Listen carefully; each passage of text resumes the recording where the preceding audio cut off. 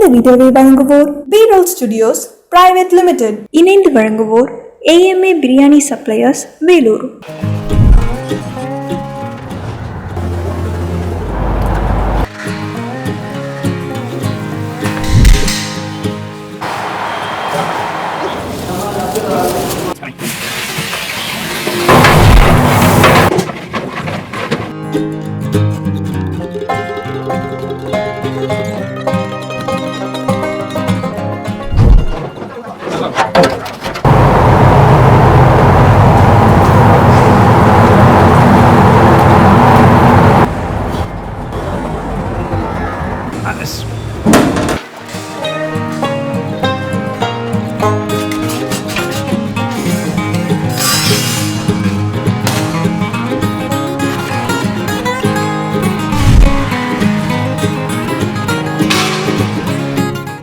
என் பேர் ஹாதி பாஷா. சென்னையை பொறுத்த வரைக்கும் பாஷா பையன்னு கூப்பிடுவாங்க.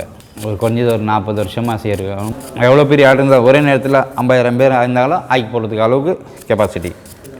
எல்லாமே உங்களுக்கு அசைவத்தில் எல்லாமே செய்வோம். மட்டன் பிரியாணி, சிக்கன் பிரியாணி, எறா, மீன் எல்லா ஐட்டமும் பிரியாணி வகையில் எல்லாமே இருக்கும். உங்களுக்கு செஞ்சு கொடுப்போம் நம்ம.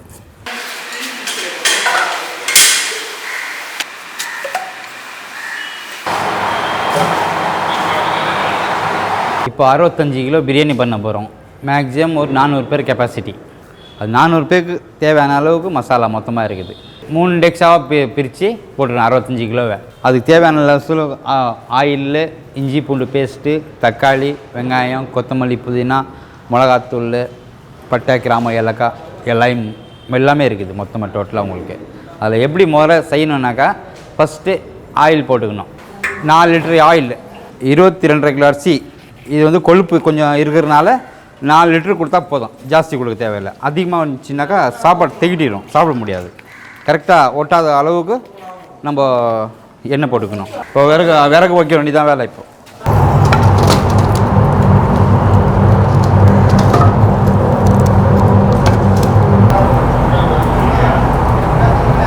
25 கிலோ பிரியாணிக்கு பட்டை 25 கிராம் பட்டை, 15 கிராம் ஏலக்காய், 25 கிராம் லவங்கம், இந்த மாதிரி மிக்சிங். ஆயில் சூடான பிறகு பட்டை, கிராம்பு, ஏலக்காய் போடணும். பட்டை, கிராம்பு, ஏலக்காய் போட்ட உடனே கொஞ்சம் நேரம் கழிச்ச உடனே வெங்காயம் அடுத்தது போடணும். 7 கிலோ வெங்காயம்.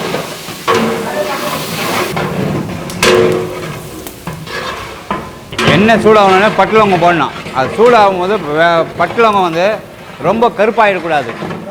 கருப்பாயிடுச்சுனாக்கா அது டேஸ்ட்டு மாற்றி கொடுத்துருவோம் நம்மளுக்கு. அதுக்கு தான் வந்து போட்டோன்னே அது வெடியும், டப்பன்னு வெடிஞ்சு தெரிஞ்சிச்சுனால வெங்காயம் போட்டுடணும். ரொம்ப விட்டோம்னாக்கா கருப்பாயிடும். சில பேர் பொறிஞ்சிட்டு அப்படியே விட்டுருவாங்க, கரேன்னு ஆகிடும். அது சாப்பிடும்போது அந்த தெகிட்டு அந்த கசுப்பு வாடை வந்து வரும். அது மாதிரி வரக்கூடாது.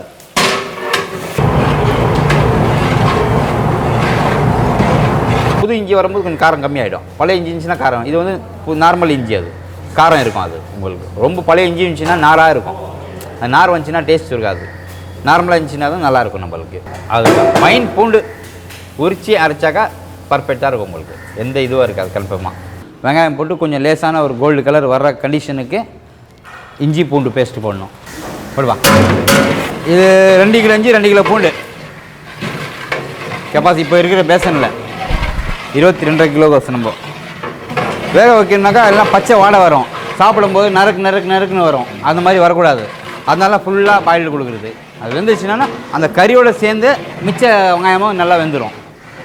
இஞ்சி பூண்டு பேஸ்ட் போட்டு நல்லா கிண்டிட்டு மிளகாத்தூள் 225 கிராம் மிளகாத்தூள் போட்டு நல்லா கொஞ்சம் நல்லா கலக்கினே இருக்கணும். மசாலா அது எண்ணெய் இதாகிற மாதிரி எண்ணெய் பிரிஞ்சுன்னு வரணும். அப்போ தான் வந்து கறி இஞ்சி பூண்டு வெந்த மாதிரி க்ளீனாக தெரியும் உங்களுக்கு. இந்த மேலே எண்ணெய் தெரியுதுங்களா வர்றது, அந்த மாதிரி இந்த மாதிரி வந்தோடனே கறி போட்டுடணும். மட்டன் 65 கிலோ வந்துருக்குது. இப்போ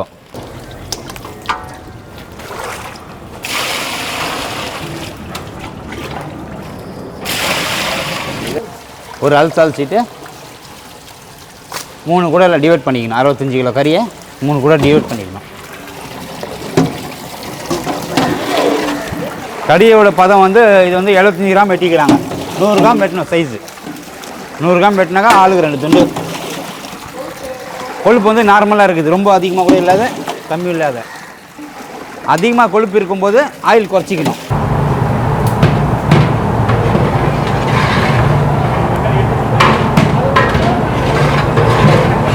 இப்போ வந்து 22.5 கிலோ மட்டன், 22 கிலோ மட்டன் போட்டு நல்லா மட்டன் பெருட்டிட்டோடனே ஒரு டபராக்கு 4.5 கிலோ தக்காளி, 2.5 லிட்டர் தயிர் ஆட் பண்ணிக்கிறோங்க. அதுக்கேற்ற மாதிரி பச்சை மிளகா ஒரு 150 கிராம் கொடுத்தா போதும், ஜாஸ்தி வேண்டாம். கொத்தமல்லி புதினா பெரிய கட்டாக இருந்துச்சுனாக்கா ஒரு 6 கட்டு சேர்த்தாக்கா ஒரு கட்டு கணக்கு. அது மாதிரி 2 கட்டு போடணும். கொத்தமல்லி 2 கட்டு, புதினா 2 கட்டு, 4 ஐட்டம் கலந்து போட்டுடலாம். ஏன்னா கறி வேக்காடு இலசுனால அந்த மாதிரி போடணும். கொஞ்சம் வேக்காடுனா அதில் பிரித்து போடலாம். நம்ம தயிரை போட்டு பிறகு தக்காளி போடலாம். இப்போ வந்து தக்காளி மொத்தம் மெல்ட் ஆகிட்டனால தக்காளி ஸ்மெல்லாம் போயிடும் உங்களுக்கு.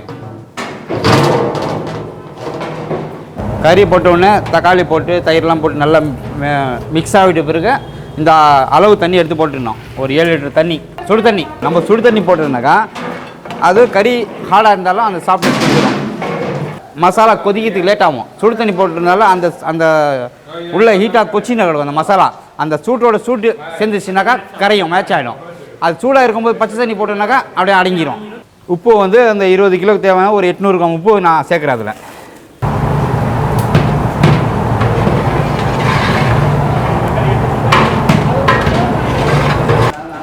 கறி எடுத்தோடனே பார்க்கணும், செக் பண்ணி பார்க்கணும் இந்த மாதிரி வெந்துச்சா சொல்லிட்டு. வெந்துச்சுனாக்கா கறி போட்டுக்கலாம். நம்ம 3/4 பாயில் ஆகணும். ஒரு 60% ஆச்சுனாக்கா மிச்சம் பர்சன்ட் வந்து இந்த குருமாலே வெந்துடும் கறி. லாஸ்ட்டாக அப்புறமா வந்து நம்ம நெருப்பெல்லாம் போடும்போது அந்த இதில் தம் ஆகிடும் உங்களுக்கு ஃபுல்லாக. சிக்கனுக்கு அப்படி இல்லை. சிக்கன் வந்து சும்மா ஒரே வேக்காடு தான். மட்டனுக்கு ஒரு வேக்காடு கூடுதலாக கொடுக்கணும். சிக்கனை பொறுத்த வரைக்கும் சும்மா போட்டு எடுத்துடணும். மசாலாலாம் போட்டுக்கின்னு அதுக்கப்புறமா சிக்கன் போடணும். குருமா ரெடி பண்ணின்னு அதுக்கப்புறம் ரெடி பண்ணணும். கறி வந்துச்சு. இப்போ லெமன் போட போகிறேன். ஒரு சின்ன பழமாக இருந்தால் 1 கிலோக்கு 1, பெரிய பழமாக இருந்தால் அரை. ஆமாம், ஒரு பழம் ஒரு டபராக்கு 20 கிலோ அரிசியாக ஒரு 18 பழம். இப்போ 60 பழம் வெட்டணும். 3த்துக்கும் 20 போட்டோம். சின்னது எல்லாம் கலந்து இருக்கனால வேறு எதுவும் இல்லை. ஆமாம், லெமன் போட்டு வேகணும். அரிசி போகிற வரைக்கும் வெந்துக்கினே இருக்கணும். லெமன் வந்து டேஸ்ட்டு போடுறது, அந்த புளிப்பு தன்மை வரணும். அந்த தயிர் வந்து சில தயிருக்கு வந்து இனிப்பு தன்மை இருக்கும், சில தயிர் வந்து புளிப்பு தன்மை இருக்கும். அதனால் போட்டுக்கணும். அப்புறமா உப்பு போட்டுருக்கோம். தேவையான அளவுக்கு செக் பண்ணிக்கணும். மட்டன் ஃபுல்லாக க்ளீனாக வெந்துச்சு. ஒரு 80% வந்துச்சு. இப்போ அரிசி போட்டவுடனே அந்த சாப்பிட்ற நேரத்தில் முழு % கரெக்டாக வெந்துடும். இந்த மாதிரி 2 தண்ணி கழுவிட்டு அரிசி, அதுக்கப்புறமா 3வது தண்ணிக்கு போட்டு விட்டுருணும். தண்ணி ஃபுல்லாக போட்டு 1/2 hour கரெக்டாக ஊறணும். ஊறிச்சுன்னா சரியாக வந்துடும் நம்மளுக்கு. இப்போது தண்ணியை வந்து ஊற வச்சுருக்கிறது ஃபில்ட்ரு பண்ணிடணும். எடுத்து கூட இல்லை மொத்தம் ஃபில்ட்ரு பண்ணி எடுத்துன்னு வந்துடணும்.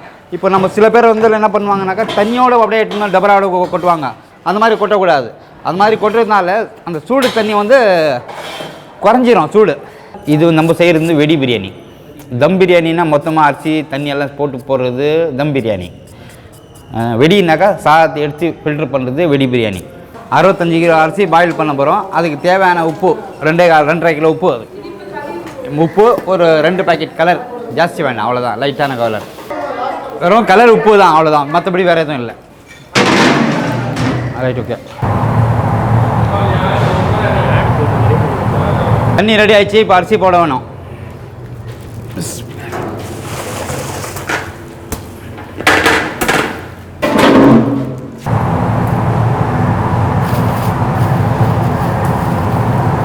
இப்போ அரிசி ரெடி ஆகிடுச்சு. எடுத்துகிட்டு அதில் ஃபில்ட்ரு பண்ணிட்டு அதை சாதத்தை அதில் போட வேணும்.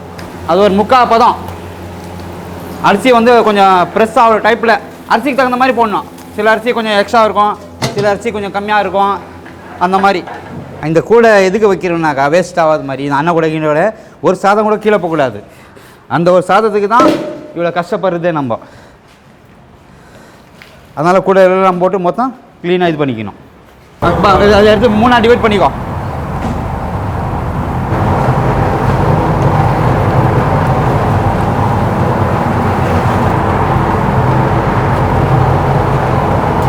இப்போது சாதம் ஃபுல்லாக அங்கேருந்து எடுத்துகிட்டு இந்த இதில் போடணும். தேவையான அளவுக்கு போட்ட பிறகு கரெக்டாக பதம் இருக்கான்னு பார்த்துக்கணும், செக் பண்ணிக்கணும்.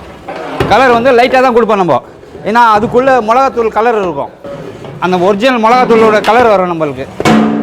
நீட்டாக போட்டணும். இந்த மாதிரி போட்டு கிண்டி விடணும். அந்த சாப்பாடு கைட்டு நேரத்தில் தான் நம்ம ரெகுலராக போகிற மாதிரி கரண்டி போட்டு எடுத்துக்கணும். அரிசி கொஞ்சம் விதையாக இருக்குதுனாக்கா அந்த சுடு தண்ணி கஞ்சி எடுத்து ஊற்றுறோம்ல அந்த தண்ணி எடுத்து ஊற்றிக்கணும். தம் போடுப்பா. இப்போ நெருப்பு போடணும். நெருப்பு போட்டு சைடு ஃபுல்லாக நெருப்பு காட்டிட்டு 20 நிமிஷம் டைம் கொடுக்கணும் தம்முக்கு.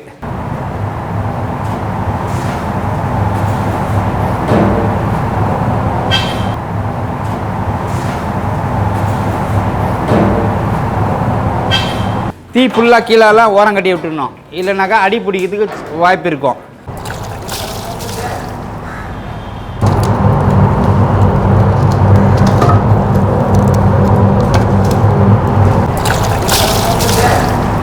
இப்போ நான் சாப்பாடு திருப்ப போகிறேண்ணா, சரிங்களா?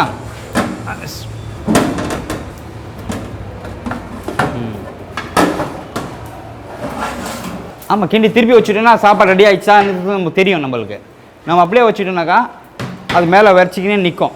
அந்த நெருப்பு போடுறோம்ல அந்த நெருப்பு வந்து அப்படியே நிற்க வைக்கும் சாப்பாட்டை. Mutton biryani ready. கலர் வந்துச்சு உங்களுக்கு கரெக்டான கலரு. இந்த மிளகாத்தூள் கலர் கரெக்டாக வந்துடும் உங்களுக்கு.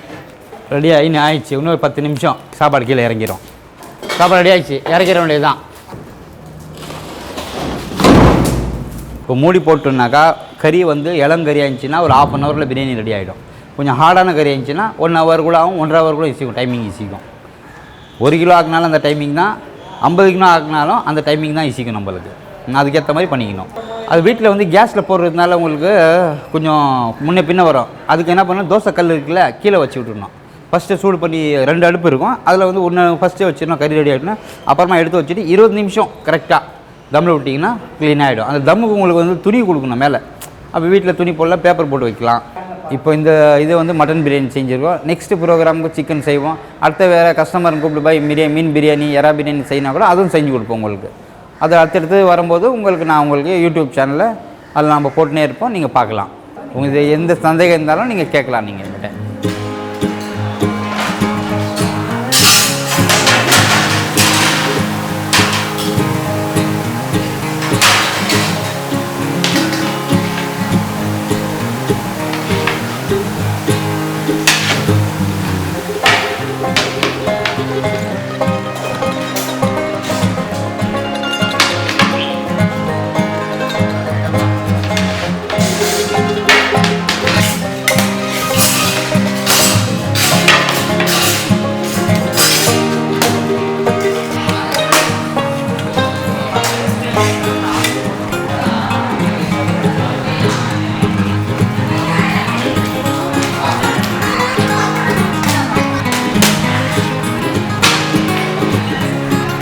கல்யாண சாப்பாடு போடவா, தம்பி கூடவா, ஒத்து ஊதவா, இந்த ஊருக்கெல்லாம் பாக்கு வச்சு மேளம் கொட்டவா.